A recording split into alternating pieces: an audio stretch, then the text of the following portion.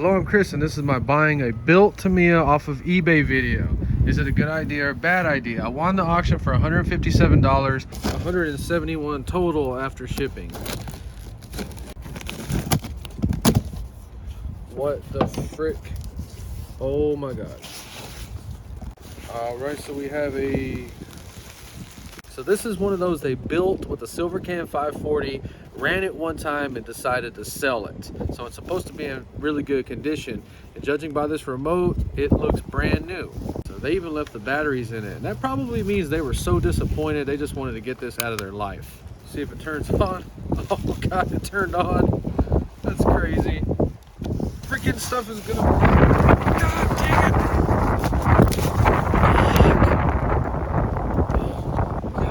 Whoa. Damn. We lucked out. It came with a perfect box and everything left over from the build. All the instructions. So far, so good. So this one came already built. It has a servo and a battery. We'll look at that in a second. Let's just turn it on and see if it works. All right, by the way, first time ever holding a Fly Sky. It's a little bit heavier. Power. Oh my God, right out of the box. Let's check it out. So we're gonna run it around real quick and just make sure it works, but you have to be super careful because you do not know if they greased everything correctly. So one of the lessons in this video is be careful because you don't know who did the body. Somebody did paint it and cut it out, and you see how jagged it is. You see the stickers. I'm not bashing the person that did it. It could have been a little kid, somebody's first time. That's not the point. I knew what I was getting into because I did not buy this for that body shell on there. So one thing weird is the steering is backwards. We can fix that. Dang, I like this thing. Oh my God, it's not that slow at all. Dang. Oh, the damn steering is backwards on it. God dang it. Look at this. What the heck? Oh my God, did I just freaking ruin it? Oh my God. Did I just destroy the whole thing? Dude. Oh my God. Why is the steering on there backwards like this?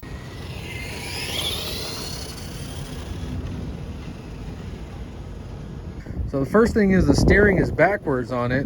The servo was never zeroed out, so there's no way to make it go in a straight line. It always pulls to one direction. Speed on it was actually not that bad.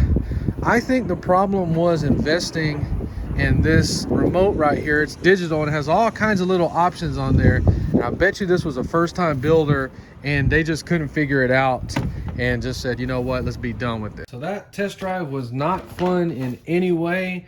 Let's check this thing out. In case you don't know, the Tamiya stickers have to be cut out pretty much on the lines or the edges, and you can see why that is puffed up because they didn't do that in any way, and those are actually relief cuts so the sticker will wrap around.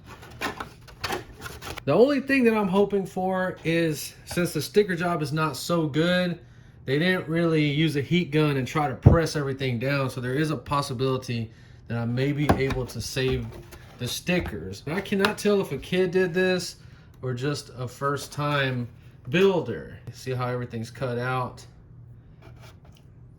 This is the one that kind of irritates me. Did this person even care what was going on? It almost makes me think, could it have been an adult that was drinking while they built this? Obviously this was cut out. It just seems like a kid would have cut it to where it scratches the paint off. I don't know if you've ever done that with scissors when you don't know what you're doing. I did it on my first one. It doesn't really mess it up because you can touch the paint up, but notice how there's no paint knocked off. The ad did not say anything about the stickers being screwed up in any way. The paint job on it is actually not bad, but the window smoke job seems to have lacked effort. It's still a Tamiya, still great quality. Saw we crashed it, didn't even phase it. If they ran this thing, they ran it inside the house because it is absolutely spotless no matter where you look on it. The reason that I spent $171 on this is because I could tell from the ad that this was one of those hobby shop specials. This is somebody that came in there, maybe their first time, and they wanted everything to successfully build this model. The reason I say that is because the servo on there alone is about $25 or $30. It's a Futaba S3010, and I'm very impressed with the way it works. I would have never in my life ever bought a servo that's that expensive, and I think from now on I am. I really can't tell if this was a kid or an adult because the steering was backwards, and you got to be a little tech savvy to come in here and figure out what the heck is going on. So channel 1 is our servo. Okay, they had it in normal. Now we reverse it and we can steer it correctly. And the fact that I got it steering backwards tells me that this is how they were playing with it. Another issue is the servo was not zeroed out whenever they set it up, because we can never align this. See, it needs to go over that way a little bit. Another reason I bought it, we have the very, very cool ESC that you can run brush or brushless, and a censored brushless motor, which is freaking crazy. I love these things so much right there. Another reason that I bought it, it comes with a LiPo battery. You know, I don't know enough about batteries yet to confidently choose one. But that's what I was talking about, the hobby special. The guy at the hobby shop, you know, you might think he's trying to sell you some super expensive stuff. No, he's trying to sell you some stuff that you're gonna like and come back. And this is lighter, and it seems to have way more punch than those nickel metal hydride batteries for sure. So another thing is, if you buy one that's built, we got quality issues like this on the stickers. What do you think the quality issues are going to be on the actual build and the greasing of the parts? I can tell you right now that this suspension on here does not feel right. I thought it had oil fill shocks in it. Everything is just kind of gummed up. It does not feel smooth in any way. I don't think it's supposed to be like that. It just really seems like things are over tightened, and that's why they're not moving. So the point of this video is, did we actually come out on top with this deal? Of course I came out on top. This is probably 50, 60, 25, 30 for the servo. We're already over $300. $171, we could totally use this body. Worst case scenario, $50 for a different body. $220, we're still on top. All this stuff is brand new. How would you feel if you spent $171 and got this in the mail? Would you be mad, or would you not really care? There's a lot of people that really would not care. They just want to run this thing and have fun with it.